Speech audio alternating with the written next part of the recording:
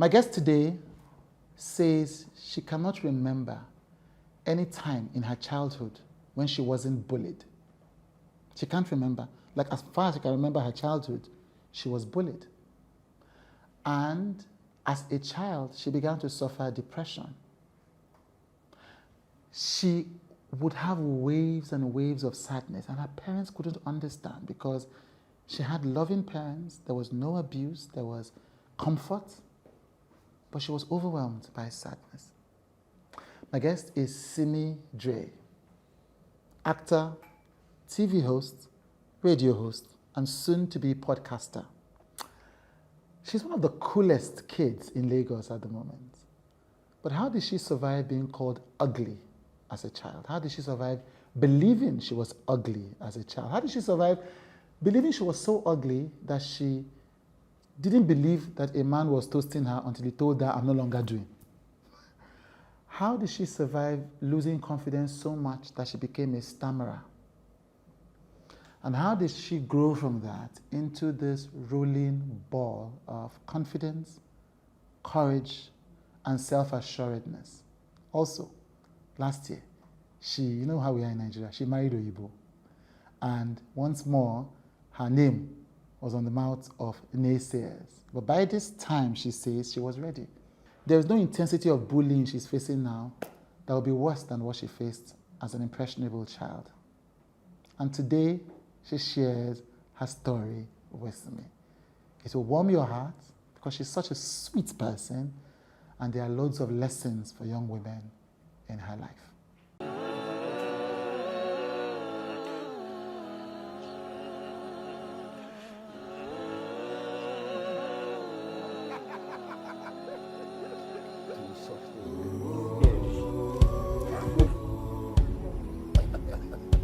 Come for me.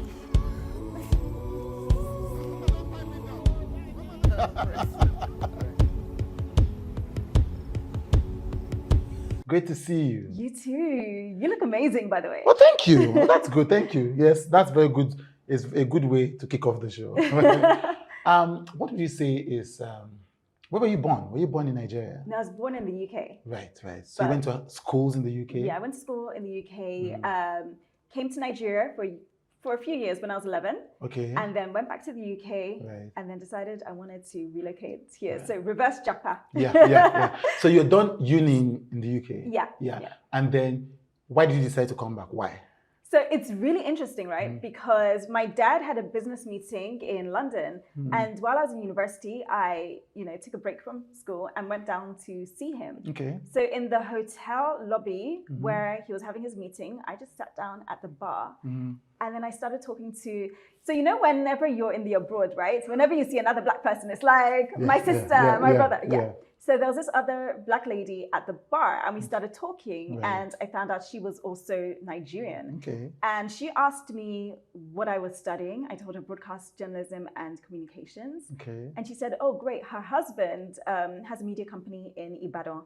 That why don't I come to Nigeria during my summer holidays?" Right. So she was also black. She was also Nigerian. She was Nigerian, yeah. So why don't I come to Nigeria during my summer holidays and work as an intern at the media companies? Right. So I told my dad met her, exchanged contacts, and that summer I was in Lagos. And bear in mind, I'd never actually stayed in Lagos for long periods of time. And I started working. So how old were you at the time? Oh, I was maybe 19 or so. Okay. So I started working in Ibadan, then I came to Lagos, worked for a couple of TV stations and as an intern. Right. So you had finished the internship with this organization? Yes. Right. But then I'd gotten, I think, how the media industry is small. So some people had seen me and recommended me to work at other companies. Right. And then I got offered a full-time job at MTV Base. Right. And I was like, "Mom, Dad, this could be my big break." Mom and Dad said, "Have you graduated yet?" Right. And I went back to the UK, finished my degree, and then came here. Yeah. Yeah. Do you regret not taking the MTV-based job? I don't. I actually, to be honest, if I had children, I would make sure they got their degrees first before working. And the funny thing is, I've still been able to work with MTV Base in other capacities since coming back to Nigeria. No regrets. Do you? But at the point at which your parents say no, school over MTV Base? Was that a tough decision?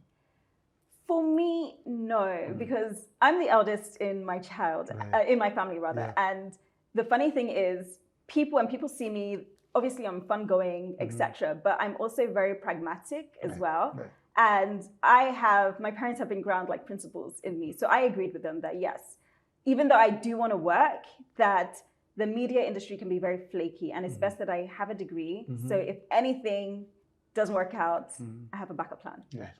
So that was always at the back of your mind. Yes. And your parents are still in the UK? So my parents are here now. Oh, they've moved back? Yes. Right. Yes. Did you inspire them to move back? So my dad always lived and worked in Nigeria. Okay. So growing up was a little bit difficult because my mom was with 5 children in the UK. The UK is quite a solitary country. Yeah, it is.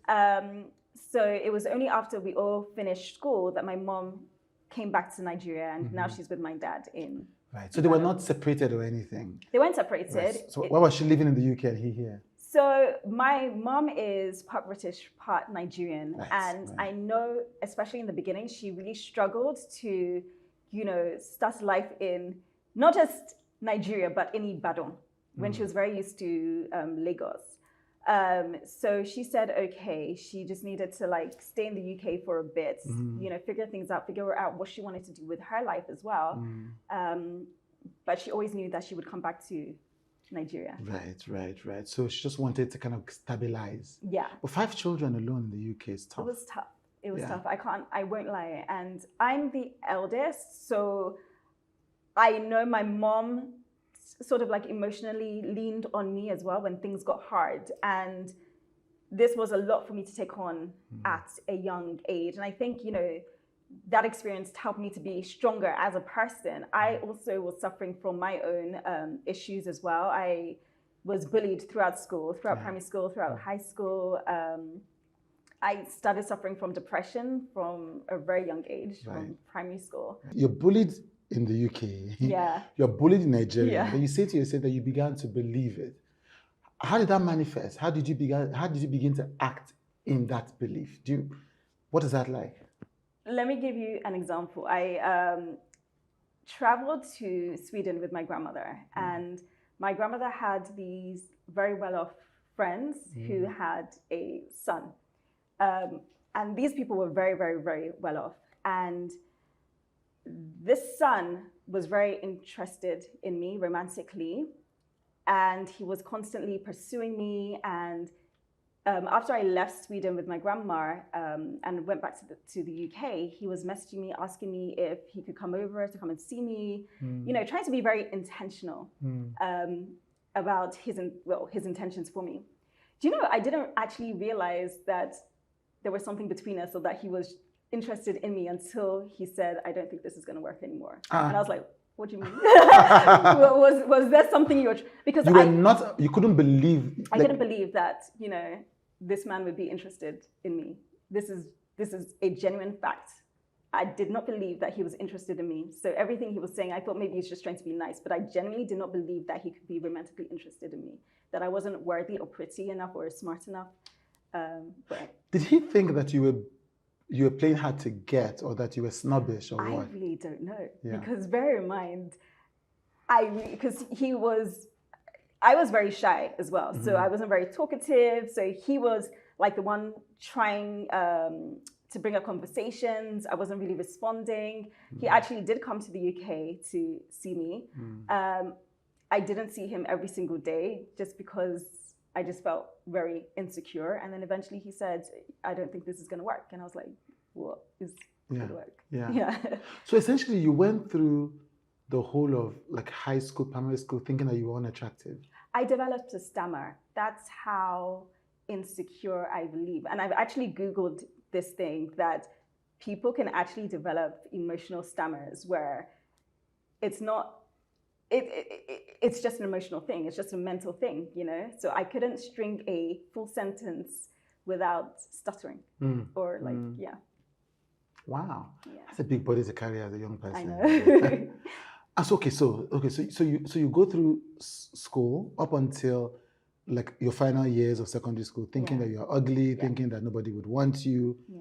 How do you come out of it eventually? The turning point for me was university. Okay. So university in the UK is a big melting pot of people from all backgrounds. Yeah. You have the poor, the rich, the bigger people, the skinny people, like everybody is there, and everybody is trying to make a good impression. And I remember there was one night, you know, we had a bunch of people at the student apartment where I was staying in. Mm-hmm. Everyone was in the living room, just talking, you know, having a few drinks as students do. Mm-hmm. And then I was like, I'm tired, I'm going to bed. So I got up and left. And as I was closing, as the kitchen door was closing behind me, I heard one guy say, man, she's so hot, isn't she? And I was like, is it me he's talking about? Yeah. But that was like within my first 2 weeks of university. So I was in university for 3 years. And, you know, all of a sudden I started coming out of my shell because people were accepting me, embracing me. People were, you know, telling me I'm stunning. I was in Wales, and there isn't a very big Black demographic in the part of Wales I was at. But I was seen as, you know, the Black beauty, the exotic diamond. These were names people were calling me, which was such a turning point in my life, you know? Are there times when you forget all the work that you've done to build yourself? I just think, and then in a flash, your mind tells you, oh, you're ugly. Yeah, I mean, so this is something I speak to young girls about, social media, right? Because on social media, you're now open to a world of like perfection, you know, women with perfect figure eight bodies, smooth skin, etc. And especially working in the media industry, you know, you have a certain image to maintain. And I remember at one point, you know what, I tell God that thank you for not giving me money when I felt insecure, because by now I can tell you all the procedures I would have done. Nose job, buccal fat removal, like so many things, right? And I just constantly remind myself that stop comparing yourself to, you know, this fake ideal on social media, because everything on social media is curated. It's curated, exactly, at the least. And fake at the worst. Exactly. Yeah. That, you know, everybody has their own definition of beauty. And to be honest, I personally feel confidence is the most beautiful trait anybody can have. Right. So essentially, when those thoughts come, I'm assuming they are rarer and rarer as time goes on. Then you remind yourself about these things, and then you build yourself back to the confidence. Yes. But I'm just thinking about it. I mean, do you think it's uniquely difficult for young? I can't imagine being a young person in this day and age. I mean, I guess all older people say that, but not really. But I can't imagine that. But I can't imagine particularly. I mean, Mark Zuckerberg was in the U.S. Senate a few weeks ago. Just parents whose daughters had committed suicide because of social media bullying, people who have been exposed to inappropriate material. So, you know, the internet is a bit of a cesspool. It is. Do you think it's uniquely tough for young women today? I mean, if you were 13 now, how would you navigate? So the thing is, I actually have 13-year-old cousins or, you know, 14, 15-year-old cousins, and it is tough for them. Because back when I was in school, the people I was competing with, for lack of a better word, were just my classmates. You know, you just had to keep up with your classmates. Now you have to keep up with the entire world because of social media. I mean, I didn't even know what a Birkin bag was when I was 15. Now girls who are 12 are saying they need Chanel bags, Birkin bags, etc. This is what they're up against. And I think that you have to be a very strong person. And even the way we parent our children has to be completely different now. We can't shield them. We can't shelter them because the world is willing to raise our children for us. You can't even take them off the internet because they need to submit their assignments on the internet. Yes. So you have to deal with this reality. You have to deal with it. So let's talk about marriage. I don't know that you shared that you. Well, I didn't hear this in the public, but you told my producers so you were engaged. I was engaged. And then it was broken, or you ended it. I ended it. Why? So my ex and I didn't have a perfect relationship. Don't get me wrong, he never cheated, he was never abusive, etc. But you know when you're just not 100% fulfilled and happy. But we do live in a part of the world where marriage, especially for women, is heavily emphasized. That I remember when Linda Keji bought her house in Banana Island, people were like, yeah, but do you have a husband? Yes. So there was, my parents never put pressure on me. But I remember my friends, saying, marriage, when are you getting married? So eventually he did propose. And I remember just feeling apprehension and fear that is this really the person I'm going to marry? And my mom and I are very close, so we talk about everything. When I called her to tell her that I was engaged, she was like, Simi, don't do this. This is not the one for you. And I was telling her, no, everything is fine. So your mother was honest enough to say, don't get married to him. So my mother is not the kind of person who would ever stop me from doing anything or would like blacklist me or anything. But she knew that I wasn't feeling whole in this relationship. Yeah. And when I called my dad to tell him I was engaged, I had to cut the line because I burst into tears. And these weren't tears of joy, it was tears of apprehension. So eventually I had to tell myself that, and this was months later, bear in mind.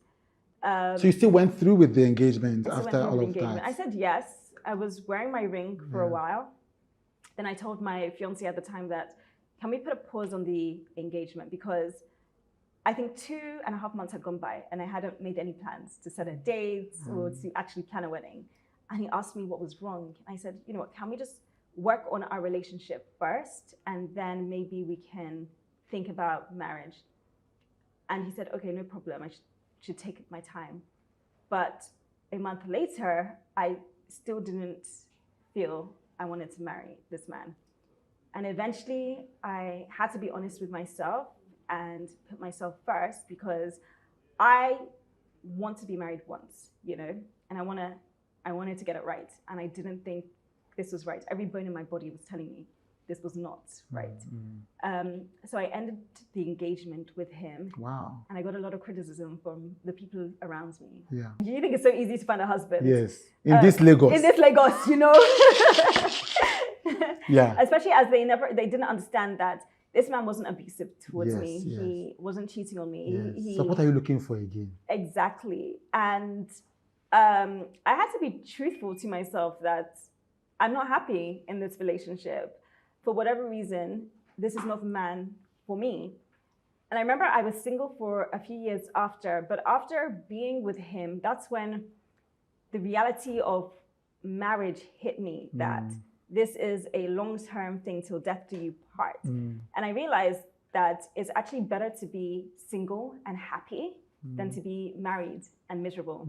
And I mean, my sister says that I have high standards, but I don't even think my standards are high. I think my standards are the basic standards everybody should have. Somebody who respects you completely, somebody who loves you, somebody who has a good relationship with their parents as well, because that's an insight into how they're going to treat you and your family. These sort of things. And if I didn't feel respected, or if I felt somebody felt he was superior to me because of his title or his finances, it was a no, because I wanted to be in a marriage of equality. I mean, we have our strengths, we have our weaknesses, but when we look at each other, you see somebody you love and respect, and I see somebody who I love and respect. Just triggered a few people because you used the word equality in a marriage. Yeah. And they're like, that's not it, that, in a marriage, I mean, of course, you're aware of the debate in a marriage. A man is the head, the woman, that, I heard, I never heard that before. I heard a Nigerian celebrity say, feminism is for the office. Yeah, it's not for the home. In the home, the man and the woman are not equal. The man is the head, and the woman who has sense will align with that reality. Yeah. So how do you manage people who will be triggered by that statement that, oh, you wanted a husband with whom you were equal? So I feel men and women have their strengths, right? But where a man is weak, a woman's strengths, cover that weakness. And where a woman is weak, a man's strengths cover that weakness as well. Even when people, go to the Bible and say, the Bible verse that wives submit to your husbands. Yes. I mean, the Bible says, husbands, love your wives as Christ loves the church.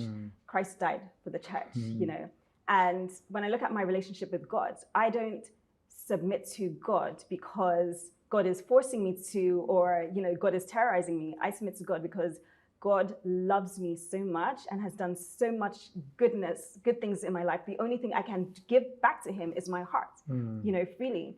And likewise, that's how I wanted my relationship to be. I don't mind submitting to a man, but when there is no love, or when you're not treated with, respect, then submission is slavery. But when you shower a good woman with love, when you respect her, when you even see her as, your equal in a sense, the submission comes naturally, And that's just what I wanted. Somebody who wouldn't try to dominate me, but somebody who would love me. Yeah. That's what you got now. That's what I got now. Your wedding caused a bit of excitement in social media. First, because it's Simi Drey, you're young, you're cool, you're hip, you're hot. And so people are thinking, well, these days, marriage is not often the next step, Also, you came from the abroad, so people expect that's one. Two, how Nigerians are, people that marry Oyibo. So, like they call it, So there's actually headlines that says Simi Drey marries her Oyibo lover. Yep. So, did you know that there was going to be like that attention, the fact that this was an interracial marriage? I had a feeling it would, because I have friends who've been in interracial relationships before, and there's always, Are they based in Nigeria? Yeah, some of them based in Nigeria. So there's always, the talk around, this interracial marriage. But I also knew that it would come with its own set of like criticism, especially some people who didn't know me. Some people said that I was marrying him for a passport. Yes. Without realizing I already had a passport. But for me, it wasn't about the skin color of the person I married. It was just about the values, And I can tell you that in our relationship, we've never raised our voice at each other. We don't even have arguments. We have discussions, we say. And that's because he sees me as, he doesn't try to dominate me. It's like, and I don't try to dominate him. It's just a relationship of love, understanding, and respect. Yeah. Do you still get like surprise looks when you walk into a restaurant, with your husband now, or when you were dating before you got married? And did you have to take some adjusting to be comfortable just living your life in a place where people are just looking askance? So I did get looks in the beginning. Once in a while, I still get looks, but people are used to us. Yeah. But remember, I got into a point in my life where, I didn't care about people's opinions anymore. There's nothing anyone can tell me now that, can really hurt me because it's not true. And at the end of the day, I'm happy, I'm living my life, I feel I'm doing right by God. So what more do I want? What's the one way the marriage has changed you? You guys essentially dated for, if I'm calculating right, you say you were already dating. You say, in Nigerians online, we can calculate for you. Like you were already dating by the time you were in 2019 when you won the Future Awards. Yeah. And so that means that you were at least dating for about 4 years. Yeah. Did marriage change your relationship in any way? And has marriage changed you in any way? So that's the funny thing. Before I got married, I would get speeches from married women saying marriage is this, marriage is hard, it's this, it's this. Personally, nothing changed when we got married. The only thing that changed was our finger, with the rings on. Yeah. But I was the kind of person who, from the beginning of our relationship, I had told my husband that communication is a very, very important thing. So if there's anything you're not happy about, you speak to me. Because if you speak to your friends, if you speak to your parents, the problem is still going to be there unless you address it. Yeah. And likewise, I want to be able to come to you and talk about it, which is actually why we barely argue, because from the very beginning of our relationship, it was about, we understand that we're two people with different backgrounds, different life experiences coming together. Obviously, there's certain things that we're not going to see eye to eye on, but how can we, navigate the situation, but keeping that respect for each other there. So even when we did our pre-wedding counseling, and maybe it's because I have a background in psychology. When we did our pre-wedding counseling, I think our priest, the pastor, cut the classes short because he was like, yeah, there's nothing, there's nothing for me to teach you. But yeah, we just had communication and respect for each other. So nothing really changed. I mean, it's scary, Relationships scare me because you have to do a lot of work. It's either of two things I always say. It's either you have one partner who is just subservient and so the other one is getting away with murder, or you have a full human being who will demand of you, that you show up and you are present. And that in itself is work. You have to be willing to do the work. Yeah. And so you talked about two of you never having raised your voices at each other. Do you sometimes just get scared that this might change at some point? And then what do you do if it changes? I don't think so, because we've already established the dynamics of our relationship from day one. And this is the reality of our lives. This has been the reality of our lives every single day. Personally, the thing marriage has taught me is to be patient and to also serve. But likewise, he's patient and, he serves me, which is why I go back to equality, because even though, yes, a man is the head of the house, a woman is this, we have different roles. I'm not disputing that. We do have different roles. But each role there is no stronger role. There is no weaker role. Even if you're a housewife, right? Do you know what it takes to, put the house in order, to raise children? It's hard. It's not a weaker role. It's just a different role. So even though you have different roles, you still see each other as like equals. Do you know what I mean? So that dynamic had already been set. That dynamic is already set. That we look at each other with. That's why we don't raise our voices to each other, because we respect each other. I hear you're starting a podcast soon. Just tell me about it. So it's funny because you know how God moves in certain ways, and sometimes things just click into place. So at the beginning of the year, I had come up with the idea to do a podcast, but you know how life is, one distraction or the other. And I hadn't really sat down to put it together. And then a few weeks ago, I was approached by a marketing hub. And they said that they have just built a studio in their company. They want to put a podcast together, but they're looking for a host, but not just a host, somebody to partner with them. That they have the space and the resources, the facilities, all of that. They need the creativity and the host. I was like, well, I've been thinking about doing a podcast. I just needed the space. And so we created Life with Simi Drey on the movement. What would it focus on? So the focus is about the lives of Nigerians and the things that they are dealing with. I wanted to take a step away from the normal conversations I have in the media, which I wanted something with more substance, things that Nigerians can relate to, and to also understand where, other people are coming from. So there are various discussions about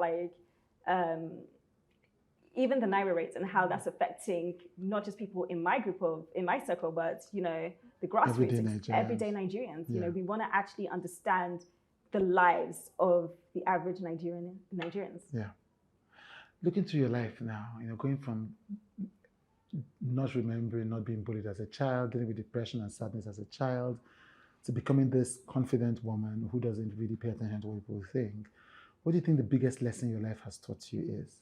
The biggest lesson is the mind is a powerful tool. It's a very, very powerful tool.